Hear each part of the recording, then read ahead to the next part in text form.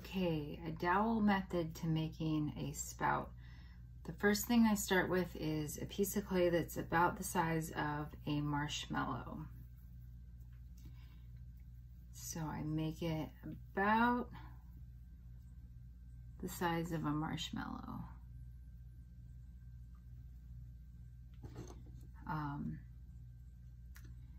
And then I press it into a dowel, almost like a bead.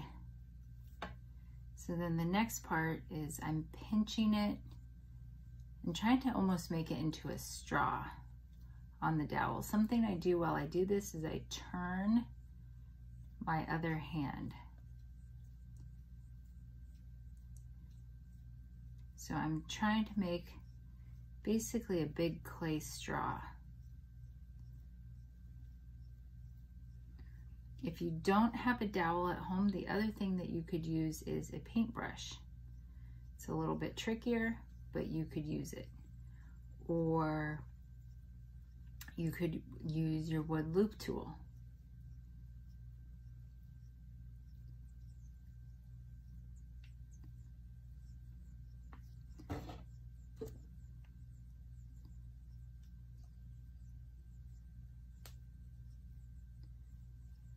Okay, and then I'm going to get rid of all the bumps, and I'm gently rolling. I am not applying any pressure. I'm just trying to smooth out the bumps. I did have a smaller dowel. This is where I'm kind of turning this into a version of here too. And this is like a little bit.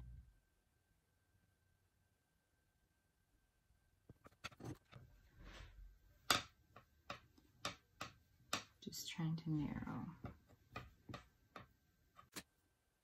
And I will trim. Try to make sure my walls are even. And I'll trim. So here I have the basic clay straw part, but then I have to make sure that it works like a spout. So I'm kind of pinching this to open it up. The other thing I can do is I can use the dowel to roll it out a little bit more. So I can widen it a little bit more with the dowel. So I'm trying to press down on this side to widen this base part a little bit more. And then I might even pinch more here to narrow this side more.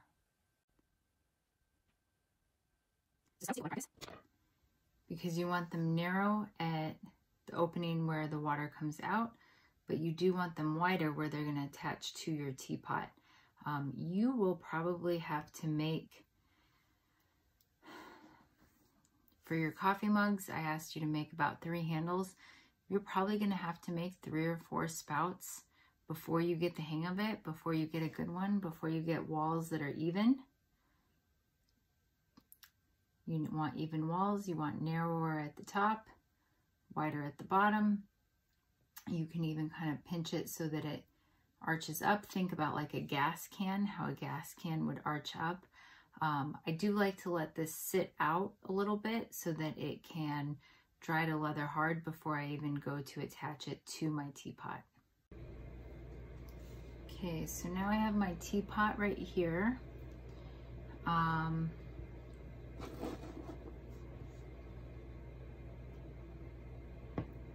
Looking at this one, I really don't like the bump on that one. I think that this one is kind of too large for my teapot. If you look at that, that's way too large. I could cut it down, but I do think I like this one best. I will have to cut it at an angle more, but I do like this one best. I'm gonna let this one dry up while I do other things to my teapot. First thing I'm gonna do is add a foot to my teapot.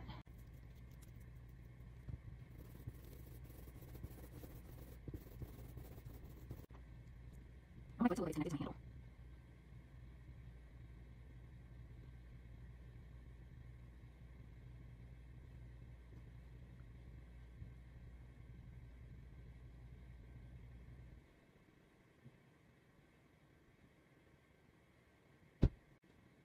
almost on.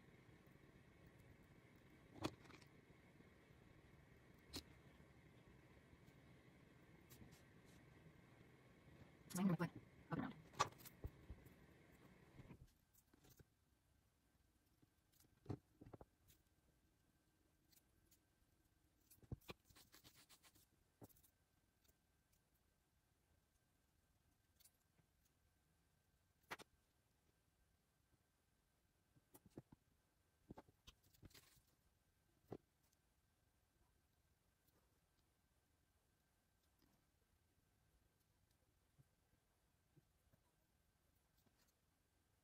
So very similar to the pumpkins.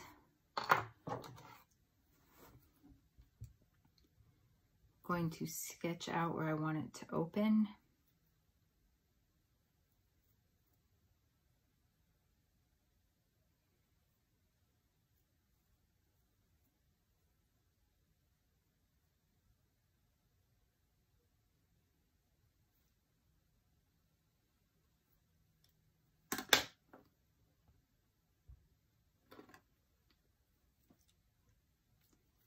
I am having the handle come up this way, so I think maybe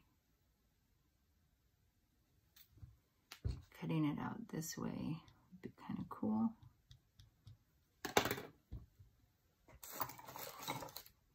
I don't happen to have a fine point knife here. I have students in my classroom have a fettling knife. I have a palette knife. That would be kind of hard to cut with this. So I'm going to cut with an X-Acto knife. The palette knife that my students have in their toolkits is perfect for cutting.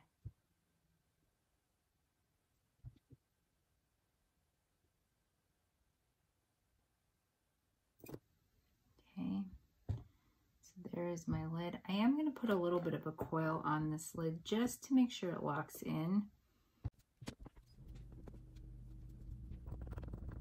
This is called flange.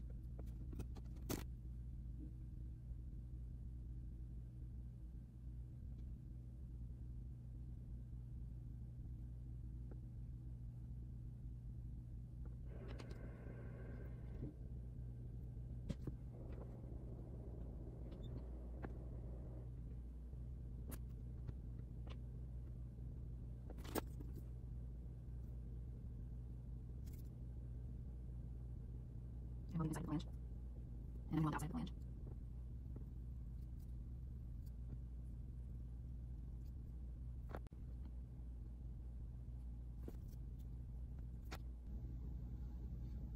So that just goes in there like that. And that's just for when I'm pouring so that it doesn't pop out. And still it doesn't like to pop out. It's going to be a trick. Inside my teapot, it needs to be welded together. I welded that seam from the 2 pinch cups on the outside, but not on the inside, so I need to do that. So I can see that seam from my 2 pinch cups I put together, and just blend that in one finger and make sure that it stays. And I have to know which one to do that. Lid cut. Handle. My lid, I'm changing my handle.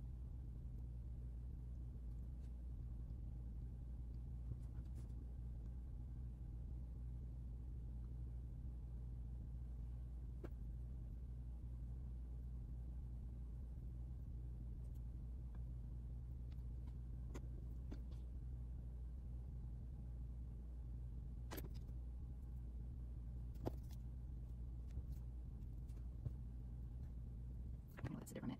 The handle should be right. That's it from it. The next thing I'm going to do.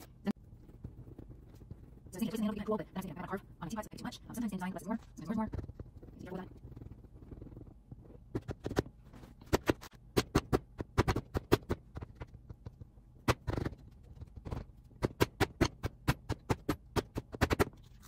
This up a little bit, sponge. I want to handle it. It's going to be kind of, so I'm actually going to let this sit off the side here to dry it. So here's something about spouts. If your spout is in an angle from the bottom, it's going to pour better. Whereas if it's like this, it's just, you're going to put water in it and it's just going to leak out. If it's up here, then it's like near impossible to pour. So you have to think kind of like a gas can. I also don't like the spout sticking out too much, because then it will get knocked off easily. So I have to think about how far the spout extends on the teapot. I am cutting this at an angle. And I actually think that I like that quite a bit. I'm going to do a little pinching down here just to widen this bottom part out so there's a little bit more water flow. So I put a little water right here, and I'm doing a little pinching so that the water will flow out better. So I gave it kind of a little bit of a neck, if you can see that there.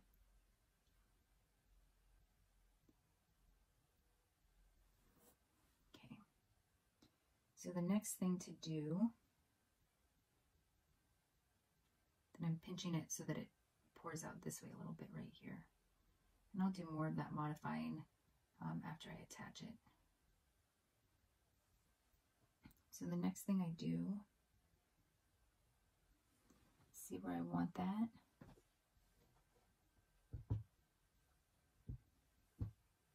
Actually want it right here.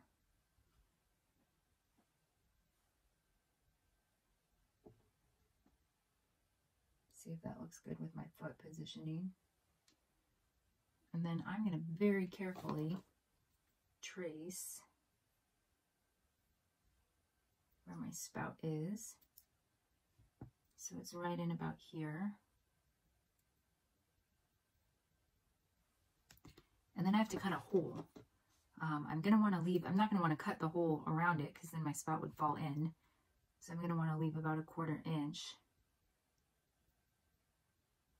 But I do want a place for the water to flow from the teapot into the spout so that I can actually pour some tea into a little cup.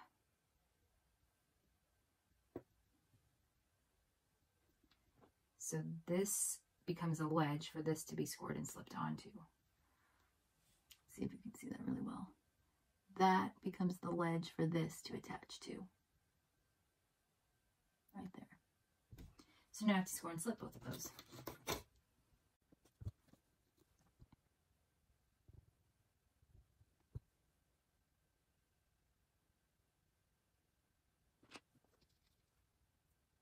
I scored, I slipped, I'm pressing on. And I'm going to do a little bit more scoring on the outside.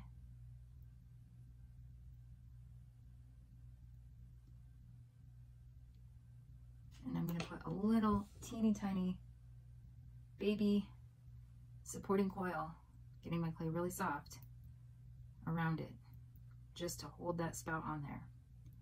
Baby reinforcing coil. This is going to be super soft clay. It's almost slip. It's in between plastic and slip.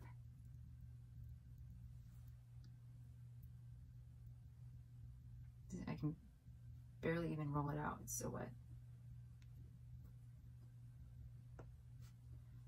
And I told a lot of people to do spaghetti noodles on the coil that went around this teapot, and I walked around and I saw cheese sticks. You know who you are. So when I say teeny tiny, I really mean like teeny tiny. Teeny tiny. So you can barely see it. I've got to hold it up. Teeny tiny coil. So you're just using that to reinforce that seam.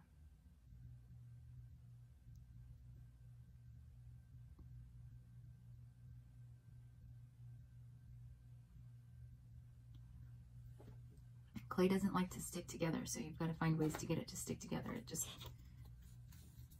doesn't like to.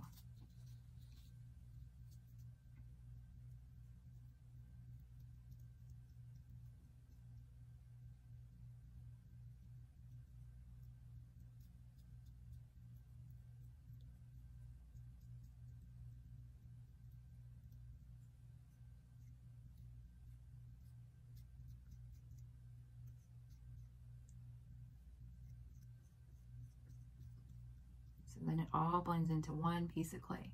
So I want it to look like all one piece of clay.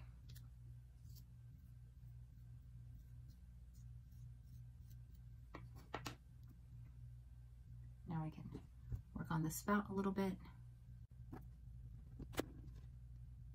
The thing I want to do is make sure that my handle will clear the lid.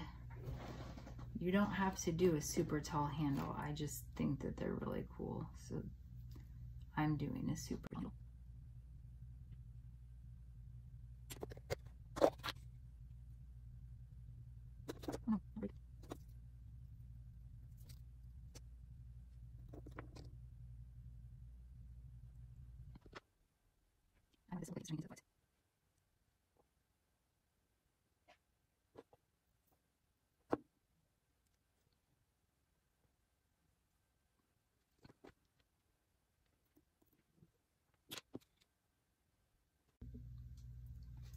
Okay, so after you've added your handle, you need to make sure everything's secure. I'm going to add a little bit more clay right there.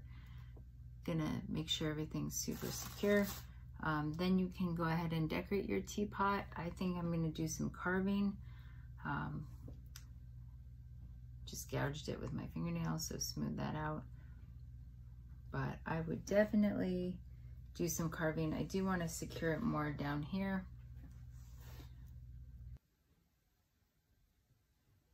To get this to hold its height, I'm actually going to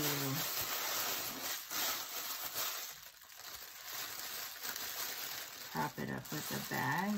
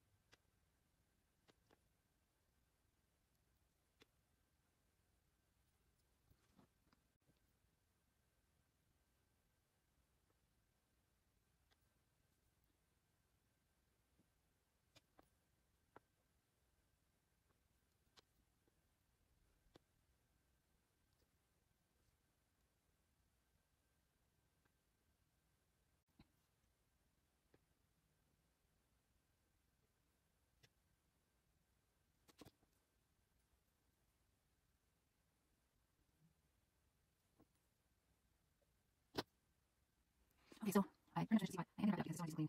The handle's looking a little bit, so I'm going to keep reforming that and put it under here. But I'm prepared that this one, that's my thing.